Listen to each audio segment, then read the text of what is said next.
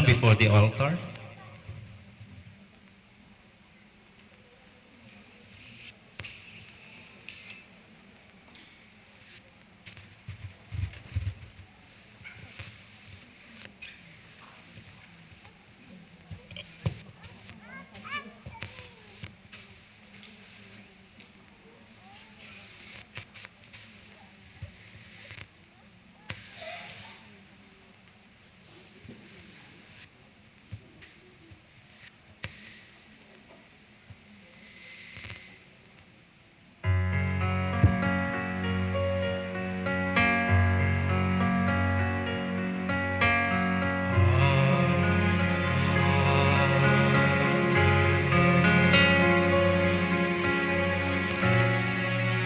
Which art in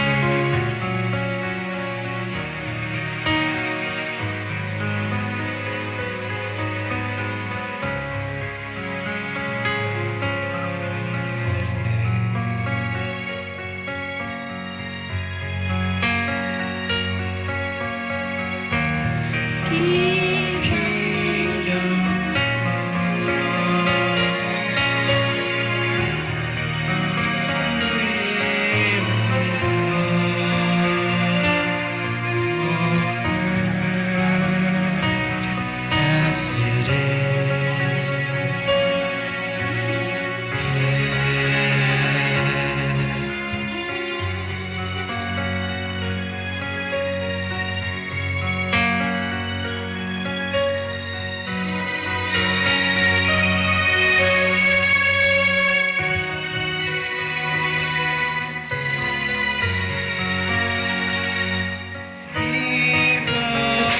This day our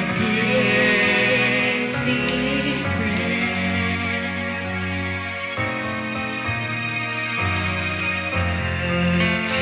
as we forgive our debtors.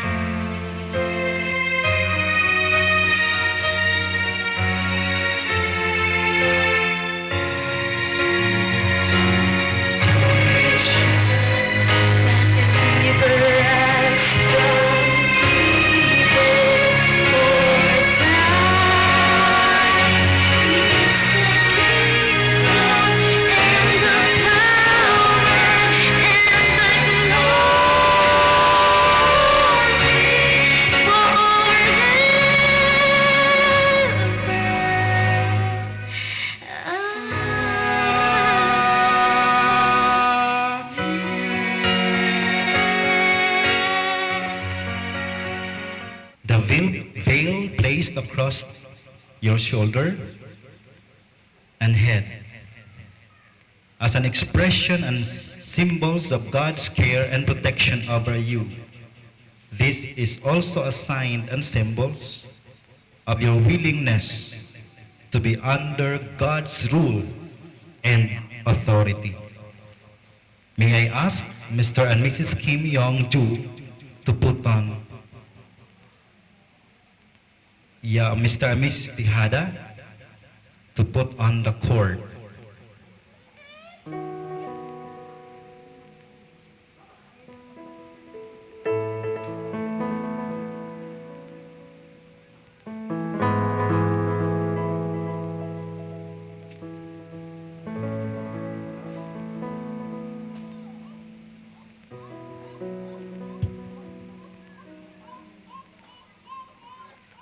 Marvin and Cristel, accept to the cord placed around you and your head and your shoulders as a symbols of God's binding love, making you one, united in Him.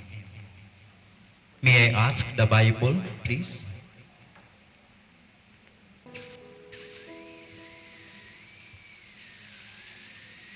This book, the Bible, is God's Word, a light unto your feet and guide unto your path.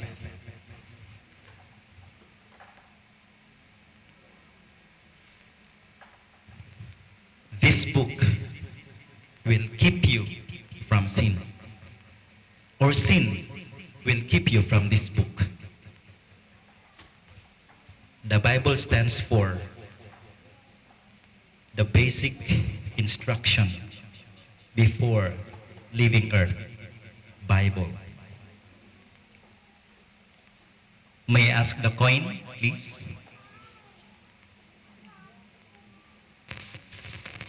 These coins are a token of God's blessings given to sustain your well-being in your married life. Hold the coins together.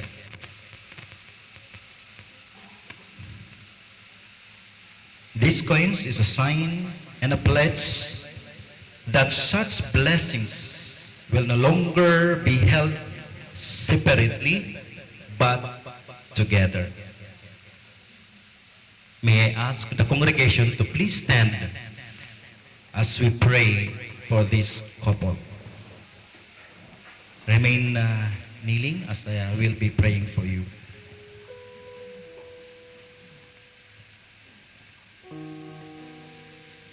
Heavenly Father, from this moment, I now consecrate Pastor Marvin and Cristel Ria to be under your rulership and authority, binded together in love. Enable them to walk in obedience to your word, making it a vital component of their lives. In the name of the Father, and of the Son, and of the Holy Spirit. Amen. Please be seated. May I ask now the veil sponsor to come and remove the veil, as well as the cord sponsor.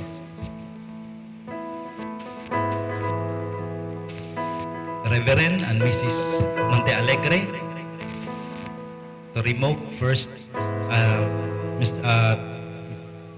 Tejadas to remove first the cord, to be followed by the Monte Alegres to remove the veil.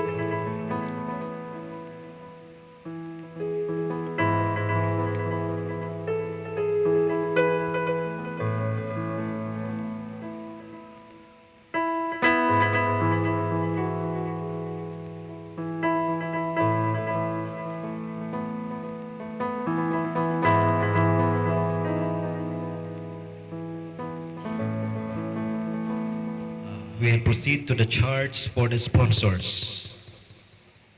To you, dear Ninongs and Ninangs, I believe you have been carefully chosen by the couple not only to stand as legal witnesses in this blessed occasion, but most especially because they have seen something in your life that is worth imitating. Your lives have been an encouragement and inspiration to them in one way or the other. May I ask you this question, Ninongs and Ninangs? Will you make yourselves available for them in times of needs and difficulty and trouble? Will you continue to remain as good influence for Pastor Marvin and Cristel? I've heard your amen. God bless you.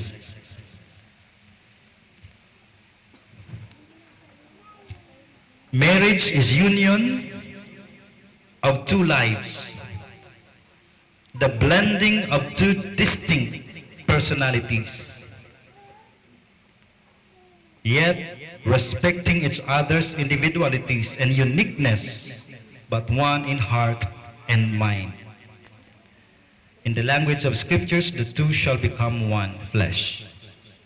This will now be symbolized by the lighting of the unity candle.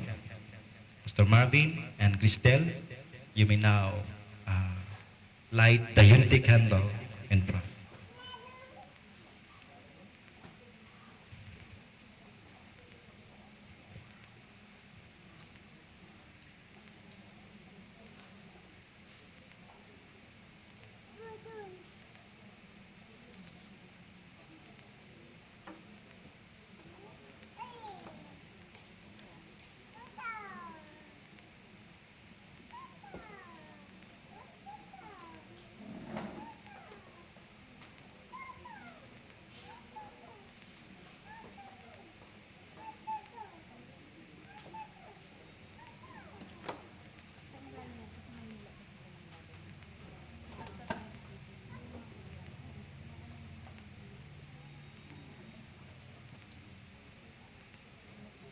Marvin and Christelle, please stand before the altar.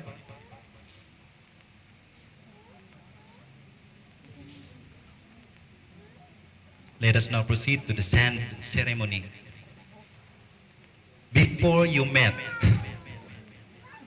your lives were on separate roads, each going in different direction. But somewhere along the way, you've met, fell in love, and today you find yourself standing together at the entrance of a new path that will forever join your one separate journeys into one. Before each of you are containers of sand. Each represents the separate journeys you once were on, as well as your own sets of friends and families that once were apart. In a moment, I will ask that you both blend your individual containers of sand together into one, representing the coming together of your friends and family through your marriage. And as the sand is blended into one container, your one solitary journey will now be one of companionship as you walk a single path together into your future. May I ask first the parents of the groom and the bride to please come and do the honor of pouring the sand first to this single container.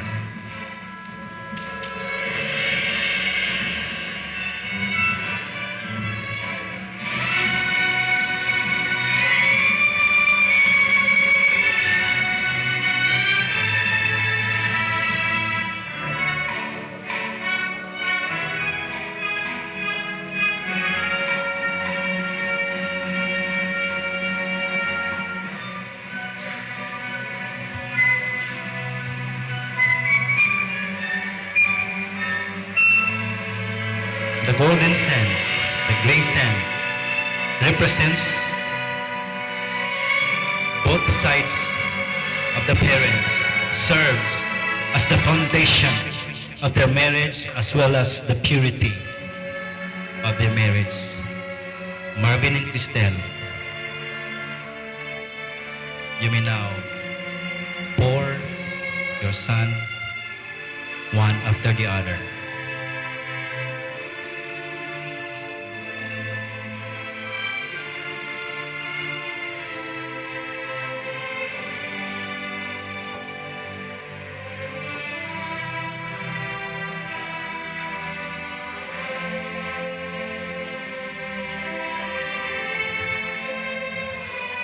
The sand that you poured into symbolizes your own identity now being blended into one.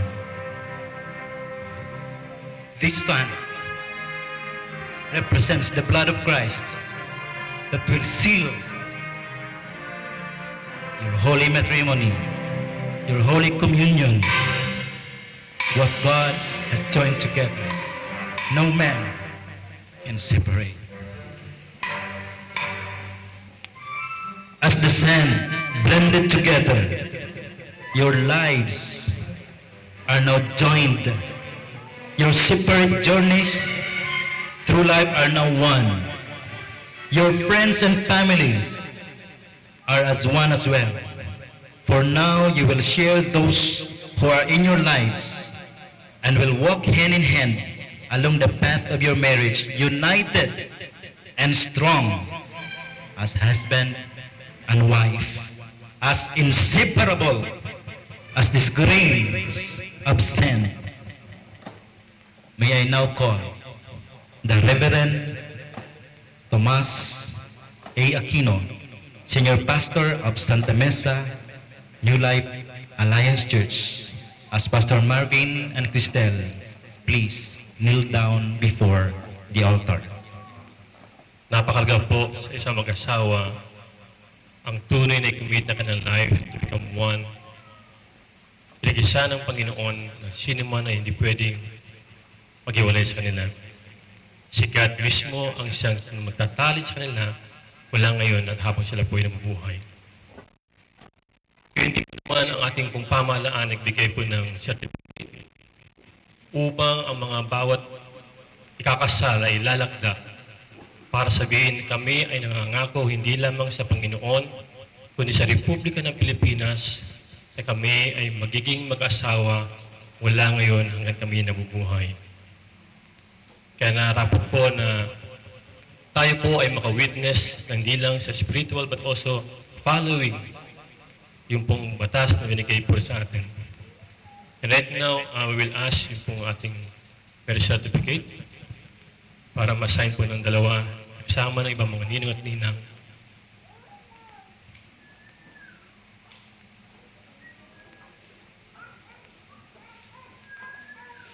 Umipirma sa kanilang pong lagda, kanilang kasunduan sa ating pong pamahalaan.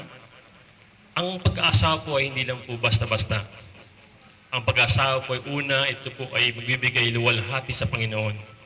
Ang pag-asawa, ang layunin po ay bigyan ng glory ang God.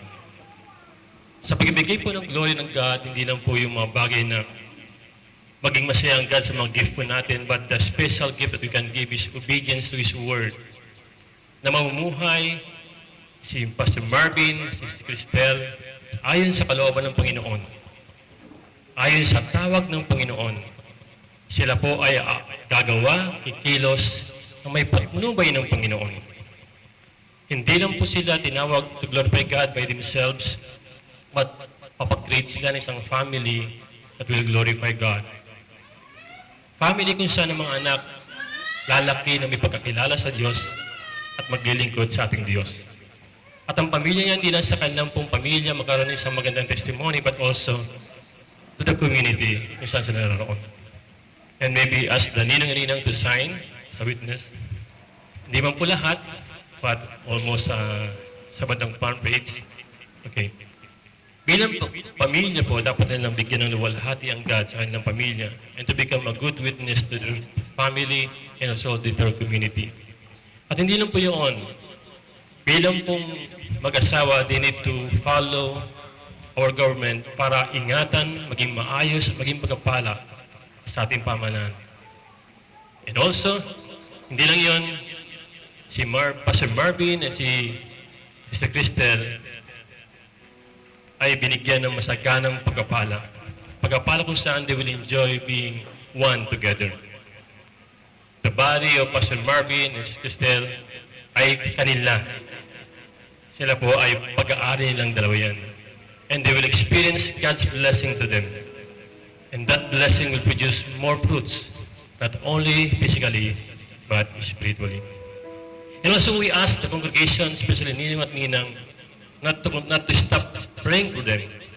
Sabi nga nun, sa mga kapatiran sa Santa Mesa, Pastor, pagbalik mo, hindi lang kami concerned to your wedding.